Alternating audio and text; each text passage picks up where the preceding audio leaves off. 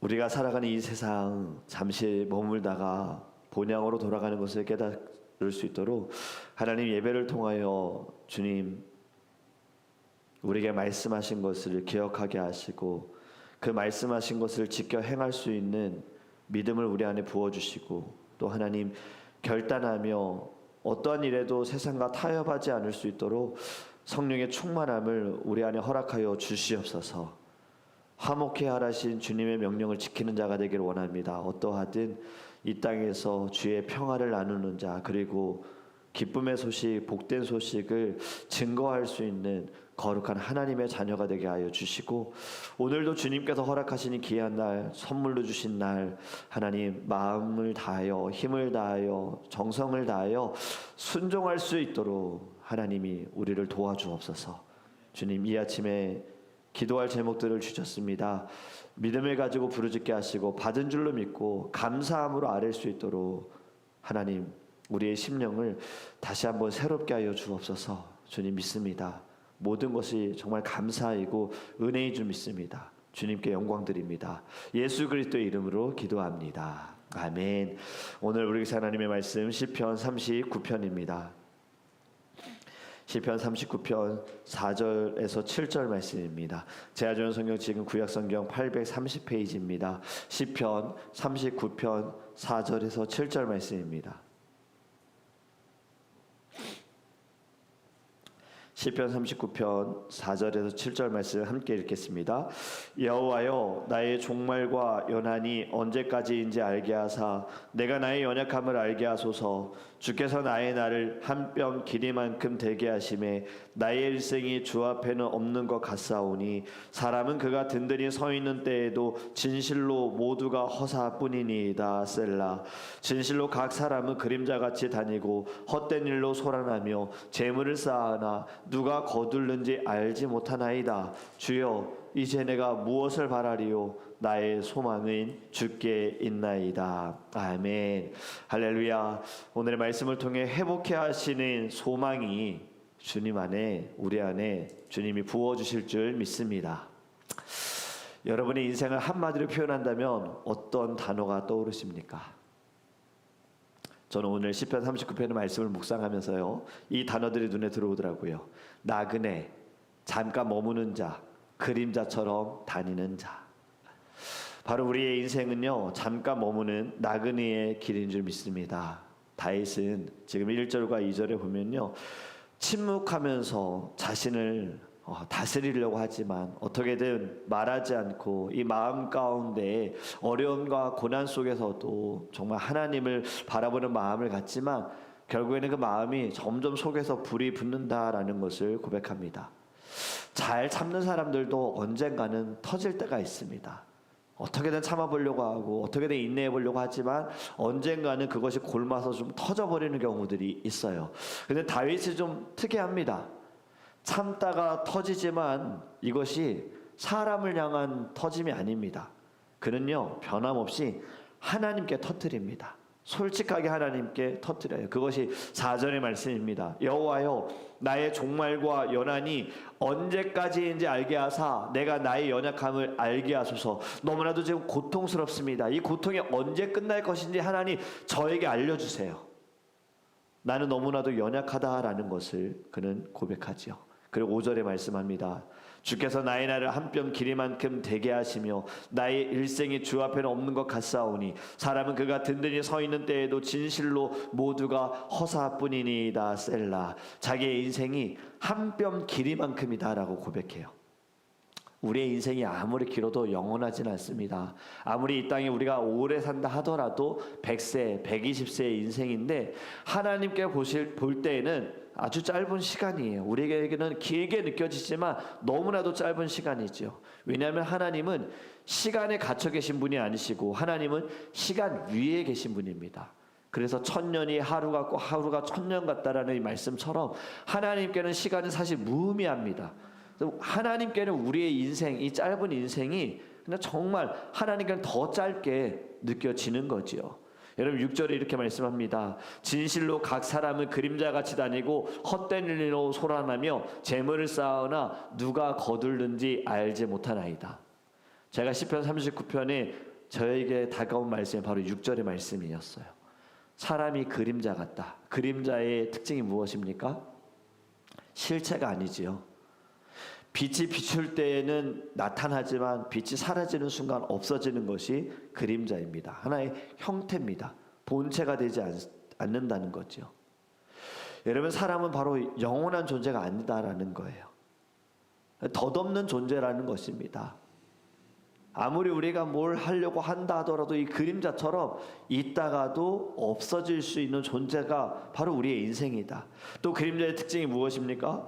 빛의 방향에 따라서 길어지기도 하고 짧아지기도 합니다. 제가 밤마다 이든이를 재우면서요, 함께 기도하기 전에 이 핸드폰 라이트를 천장에 비춰가지고 제가 손으로 막 새도 보여주고 강아지도 보여주면은 이든이가 막 좋아해요.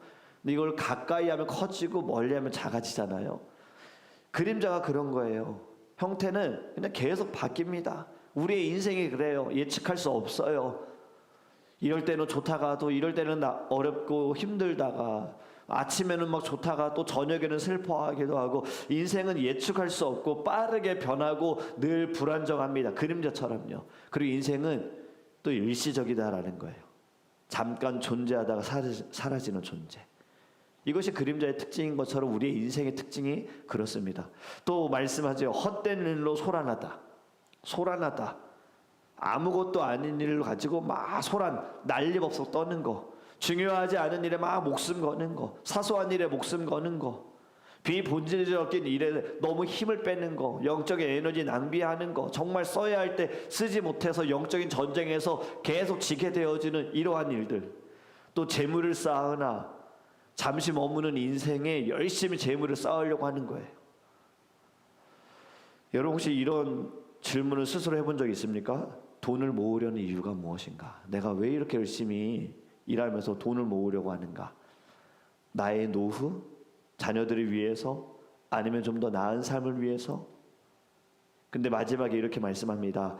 누가 거둘는지 알지 못한다예요. 아무리 모아도 가지고 갈 수 없다는 거죠. 아무리 열심히 모아도 이것이 어떻게 쓰일지 모른다는 거죠. 큐티의 말씀, 간증의 말씀을 계속 묵상하다 보면은 결국에는 이야기 들었습니다. 오늘의 간증도 어떤 이야기입니까?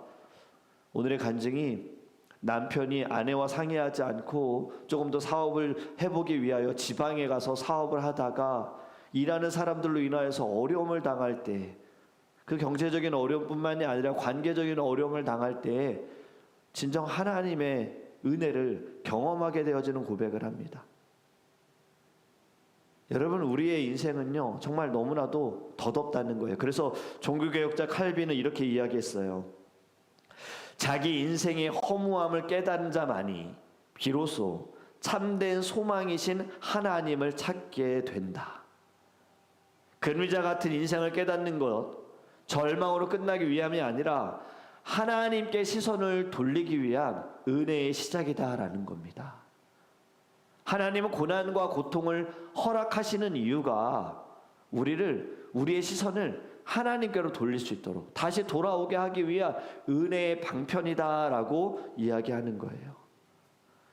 저와 여러분은 나그네의 인생이라는 것을 깨닫기를 간절히 원합니다. 여러분, 나그네 인생의 소망은요 오직 하나님께만 두어야 하는 거예요. 그래서 오늘 7절에 주여 이제 내가 무엇을 바라리요 나의 소망은 주께 있나이다.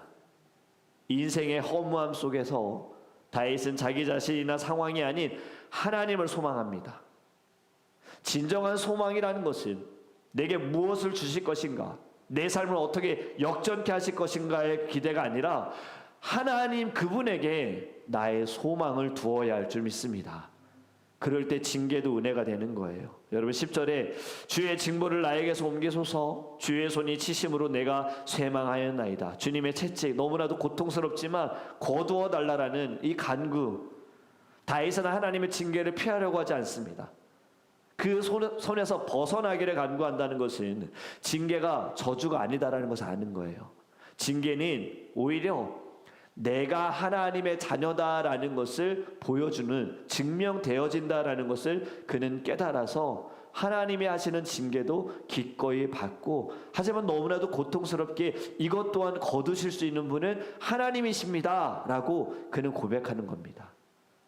여러분, 우리는요, 이 나그네 같은 인생 가운데에 모든 것이 하나님의 자비와 섭리와 하나님의 뜻에 있음을 깨닫기를 주님의 이름으로 축복합니다. 우연은 아무것도 없습니다. 우연처럼 보이는 일들도 다 하나님의 계획 가운데 있다라는 거예요. 우리의 만남도, 우리의 모든 삶의 하나하나 모든 것이 다 주님의 구체적인 계획 안에 있다라는 거지요. 그렇게 여러분, 우리 나그네 인생을 살아가면서 우리의 마음이 잠시 머무는 이 땅에 있을 것이 아니라 우리는 돌아가야 할 곳에, 본향에 우리의 마음이 있기를 간절히 원합니다. 여러분, 12절 다윗이 이렇게 고백해요. 여호와여, 나의 기도를 들으시며 나의 부르짖음에 귀를 기울이소서. 내가 눈물을 흘릴 때 잠잠하지 마옵소서. 나는 주와 함께 있는 나그네며 나의 모든 조상들처럼 떠도나이다. 탄식의 시입니다. 시편 39편은요. 그런데 다윗 그냥 단순히 탄식만 하는 것이 아니라 하나님께 기도하는 거예요. 지금 자신이 나그네입니다 라고 인정하는데 좀 다른 부분이 있어요. 이렇게 고백합니다. 나는 주와 함께 있는 나그네입니다. 주와 함께 있는 나그네. 저와 여러분도 나그네의 삶을 살아갔지만요, 저희는 세상의 사람들과 다른 것은 주와 함께 있는 나그네입니다. 우리는 절대 혼자 떠도는 나그네, 혼자 떠도는 인생이 아니라 하나님이 늘 동행하여 주시고, 하나님이 지켜주시고, 하나님이 보호하여 주시고, 하나님이 붙들어 주시는 나그네인 줄 믿습니다. 여러분, 여행도 어디에 가느냐가 너무나도 중요하지만 더 중요한 것은 누구와 함께 하느냐예요. 아무리 좋은 곳일지라도 누구와 함께 하느냐에 따라서 여행이 달라집니다. 아무리 맛있는 식당이어도 누구와 함께 식사하느냐에 따라서 달라집니다. 여러분, 하나님이 우리와 함께 하십니다.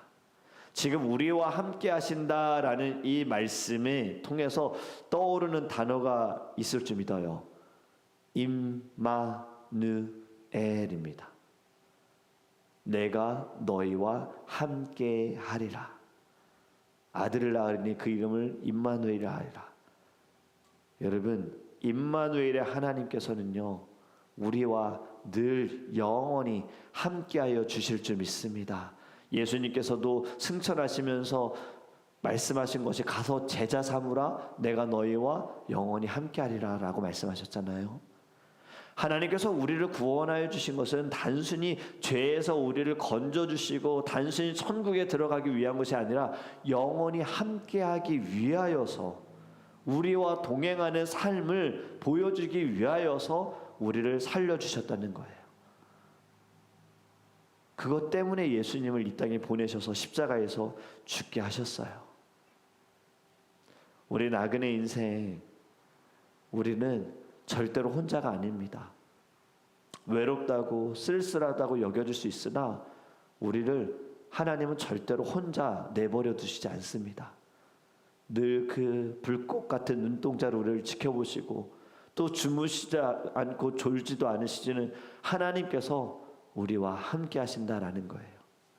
나그네의 특징이 무엇입니까? 돌아갈 본향이 있다는 거죠. 나그네의 삶은요, 늘 본향을 향해 가는 믿음의 이 순례자의 삶을 사는 거예요. 그것이 히브리서 11장 14절에서 16절에 이렇게 말씀합니다. 믿음장이잖아요. 믿음의 사람들에서 고백하는데, 그들이 이같이 말하는 것은 자기들이 본향 찾는 자임을 나타냄이라. 그들이 나온 바 본향을 생각하였더라면 돌아갈 기회가 있었으려니와 그들이 이제는 더 나은 본향을 사모하니 곧 하늘에 있는 것이라. 이러므로 하나님이 그들의 하나님이라 일컬음을 받으심을 부끄러워하지 아니하시고 그들을 위하여 한 성을 예비하셨느니라. 아멘. 14절에서 16절의 말씀 나오는 게 본향을 찾는다, 본향을 생각하였더라면 본향을 사모하니. 믿음의 사람은 늘 본향을 바라봅니다. 우리의 본향은 어디입니까? 이 세상이 아닙니다. 우리의 본향은 하늘에 있는 하나님께서 우리에게 주시는 예수님이 예비하신 영원한 도성인 줄 믿습니다.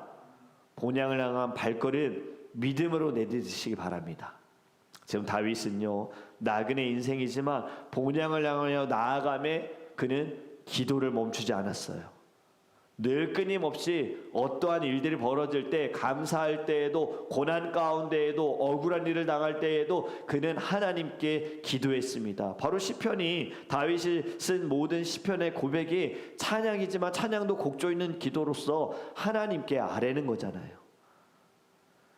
저와 여러분 나그네의 삶을 살아가면서 우리도요, 소망을 가지시기를 간절히 원해요. 그 소망은요, 여러분 하나님에게 있습니다. 예수님께서는 우리를 본향으로 인도하여 주시고 인생 여정의 모든 순간에 우리와 동행하여 주십니다. 그렇기 때문에 나그네라는 사실을 두려워하지 않으셨으면 좋겠어요. 절대로 우리는 혼자가 아닙니다. 주님이 늘 우리와 함께 하시고 우리가 가는 길은 결코 헛되지 않습니다. 주를 위해 헌신하고 주를 위해 살아가는 모든 자리에 주님께서는 다 보고 계시고 주님은 늘 우리를 돌보아 주시고 지켜주실 줄 믿습니다.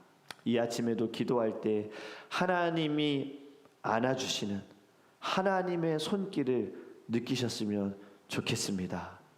이제 우리 함께 기도하기 원합니다. 여러분, 우리의 기도할 제목들이 있는데요, 우리 성리나 어린이 어제 수요 예배 때도 기도 제목을 나눴는데, 어제 데이케어 놀이터에서 이제 리나가 다쳤어요. 그리고 응급실에 갔는데 수술을 받아야 된다 그래서 이제 구급차를 타고 큰 병원으로 이제 가서 수술을 이제 받으려고 하는데 수술은 아직 받지 못했고요.